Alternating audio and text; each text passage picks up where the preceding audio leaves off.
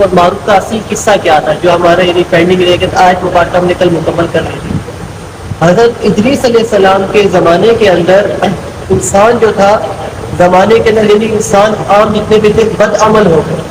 ان کی بد عملی کی بنا کے اوپر آسمان والے جو فرشتے تھے انہوں نے اللہ تبارک و تعالیٰ کی بارگاہ کے اندر عرض کی مولا انسان بہت بدکار ہے، اور ان خیال یہ کرتے رہے کہ ان سے یعنی کہ جو اللہ تبارک و تعالیٰ انسان کو ایک یعنی کہ مرتبہ جو عطا فرمایا، خلافت جو زمین پہ عطا فرمائی انسان کو عطا فرمائی، ان کے کہنے کا مقصد یہ تھا کہ یہ ان کے اہل نہیں ہے جو اللہ تعالیٰ تمہیں یعنی کہ انہیں عطا فرما دیا، کہ بارے تعالیٰ جو تم نے ان کو عطا فرمایا، جو منصب عطا فرمایا، یہ خطا کار ہے، گناہ گار ہے، اس منصب کے اہل نہیں ہے۔ اللہ تبارک و تعالیٰ نے ان سے ارشاد فرمایا ان کو میں نے دو ایسی چیزیں دی ہیں جس کی بنا کے اوپر یہ گناہ کثرت سے کرتے ہیں، ایک غصہ ہے اور ایک شہوت ہے، اگر میں تمہیں بھی اگر دے دوں تو تم بھی اس طرح گناہ کرتے رہنے شروع ہو جاؤ۔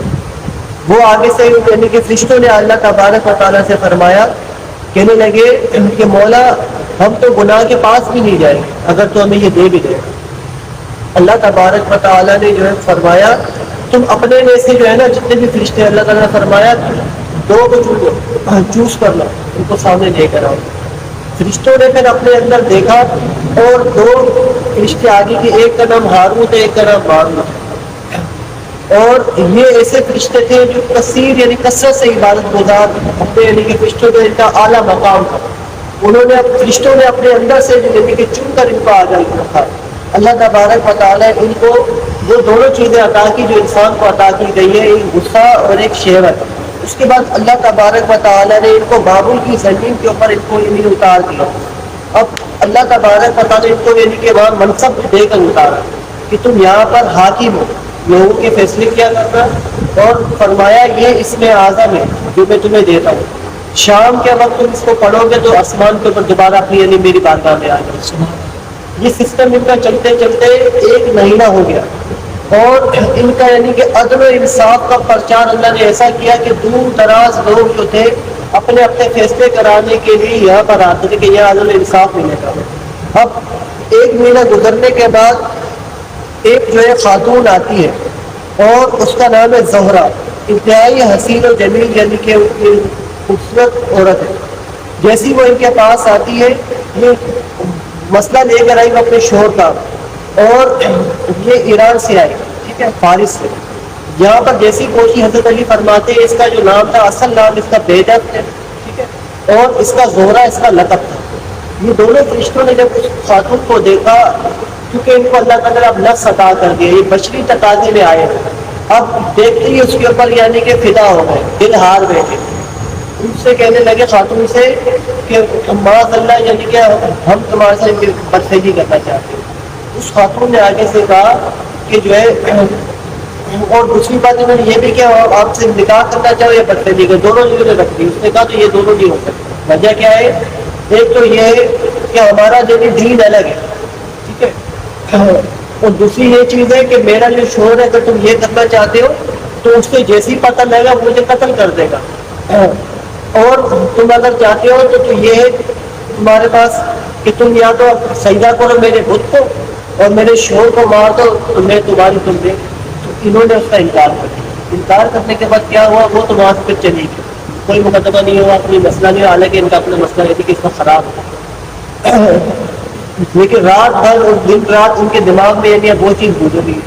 انہوں نے قاصد بھیجا۔ اس زمانے میں جیسے ہم لوگ آج کے دور میں یعنی کہ کمیونیکیشن سسٹم ہے، اس زمانے میں قاصد سسٹم ہوتا تھا۔ قاصد کو بھجوایا اور وہ کہلا بھیجا کہ ہم تمہارے گھر پہ آنا چاہتے ہیں۔ اس نے بھی آگے سے قاصد کو بھجوایا کہ تم میرے سر آنکھوں پر، یعنی ایک محاورہ، یعنی میں تمہاری تعظیم کے لیے تیار ہوں۔ اب یہ دونوں اس کے گھر میں پہنچے۔ ان دونوں کے لیے وہ بالکل اچھے طریقے سے تیار ہو کے ان کے سامنے آئے اور کہنے لگی تم یا تو اس میں اعظم مجھے سکھا دو، یا تو میرے بت کو سجدہ کرو، یا میرے شوہر کو قتل کرو، یا شراب کرو۔ چار یعنی ہم سے ان کے سامنے رکھ دیا۔ انہوں نے دیکھا اس میں اعظم اگر ہم نے بتایا تو ظلم ہو جائے، اور اس کے شوہر کو قتل کیا تو قتل یہ خون نہاد ہے اور حقوق العباد کا معاملہ ہے، اور تیسری جو چیز تھی ان سے یعنی کہ کہا کہ بھائی تم میرے بت کو سجدہ کرو، انہوں نے کہا تو یہ شرک ہو جائے. چوتھی چیز انہوں نے ہلکی جانی شراب پی. شراب پینے کے بعد دودھ جب ہوتے شراب کے نشے کے اندر اس خاتون نے اس سے یعنی کہ بت کو سجدہ بھی کروایا، شور کا قتل بھی کروایا. اور اس کے بعد انہوں نے یعنی کہ وہ کام کر دیا اس میں اعظم جو اللہ تعالیٰ کا راز تھا وہ ان کو یعنی اس خاتون کو انہوں نے بتا. اب جب نشہ جب اترا اس نے کیا کیا، اس میں اعظم پڑھ کے وہ آسمان تک بلندیوں کو سے چھوا اور ستاروں کے ساتھ رہنے لگے. اللہ تعالیٰ نے اس کو ستاروں کی مثل اس کو بنا دیا، زورہ ستارے کی چمکدار ہو. شام کا جب بندے کا جب نشہ اترتا ہے نا، جب بندے کو اب شام ہوئی جانا تھا، اس میں اعظم یہ بھی یعنی غلطی ہو گئی نا ان کی. اب یہ اس میں آدم بھول گئے. اب یہ حضرت ادریس علیہ السلام کی بارگاہ میں آتے اور سارا ماجرا بیان کر دیا، سب معاملہ کر دیا اور فرمایا اللہ کی بارگاہ کے اندر عرض کر کے ہمارا کوئی معاملہ ہے. بہت دن گزرنے کے بعد اللہ تبارک و تعالیٰ کے وہاں سے حکم الہی آیا کہ اب آپ کو اختیار ہے کہ دنیا کے اندر جیسے ان سے کہہ دو کہ دنیا کا عذاب چکے، یہ تو آخرت کا عذاب یعنی کہ تمہارے کو دونوں یعنی کہ چوز کرنے کا ہو. اللہ تبارک و تعالیٰ نے ان کو اختیار دیا. انہوں نے کہا کہ دنیا جو ہے یہ فانی ہے، ہم دنیا کا عذاب تیار دینے کی جو رسل ہے ہم اس کے لیے تیار ہیں.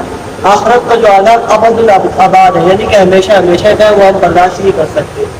اللہ تبارک و تعالیٰ نے فرشتوں کو حکم دیا کہ ان کو پکڑو زنجیروں کے ساتھ اور بابل کے اوپر ایک چاہ یعنی کہ عمر اس کے اندر الٹا اس کو لٹکاؤ اور نیچے آگ بھرتا پے در پہ یعنی آگ جلائی گئی اور دوزخ کی آگ ان کے بڑی دنیا کے اندر نکلی ہوتی الٹے لٹکے ہوئے پیاس سے ان کی زبانی آج بھی باہر ہے اور اسی عذاب کے اندر یہ مستغرق ہے. اور اللہ تبارک و تعالیٰ یعنی کہ جو میں نے پہلے بتایا آیت مبارکہ کے اندر اب جو جادو سیکھنے والا ہوتا ہے ان کے پاس آتا ہے یہ محض فتنہ دنیا والوں کے لیے. یہ اس کو کہہ دیتے ہیں ہم تو امتحان کے لیے یہاں پر موجود ہیں، جادو بس سیکھ کے اپنا ایمان کو خراب مت کر. اس کے بعد اگر اس کا خود کی بدبختی ہوتی ہے تو اپنا ایمان کو خراب کرتا ہے تو ان سے یعنی کہ جادو سیکھنے لگ جاتا ہے. اور روایتوں میں آتا ہے کہ آج بھی صحیح روایتوں کے اندر اس قصہ سنن البیہقی امام احمد اور تمام احادیث صحیح کے ساتھ انہوں نے روایت کیا. تفسیر عزیزی رحمۃ اللہ شاہ عبد العزیز موجود دلی نے اس یعنی پورے قصے کو انہوں نے ذکر فرمایا تفسیر عزیزی کے اندر. اسی طریقے سے بہت سارے مفسرین نے بھی اس کو لکھا اور امام حاکم نے بھی لکھا اور تفسیر مجاہد میں بھی اس کا ملتا ہے. یہ قصہ جو مسترد کتابوں سے میں نے بیان کیا. اسی طریقے سے وہ جو خاتون جو تھی زہرا اس کا ہوا کیا ہم دنیا جو پڑھتی ہے اس کو یعنی آگے نہیں جاتی. اللہ تبارک و تعالیٰ کا جب اسرار یعنی اس میں اعظم اس کو ملا اللہ تعالیٰ اس کو ایمان سے نواز دیا. اس خاتون نے توبہ بھی کر لی، اللہ تعالیٰ کو بہت بڑا بلند مقام دیا تھا. اور اس کے اندر شارحین مفسرین نے کلام فرماتے اس قصے سے ہمیں یہ سمجھنا چاہیے فرشتہ معصوم تھا.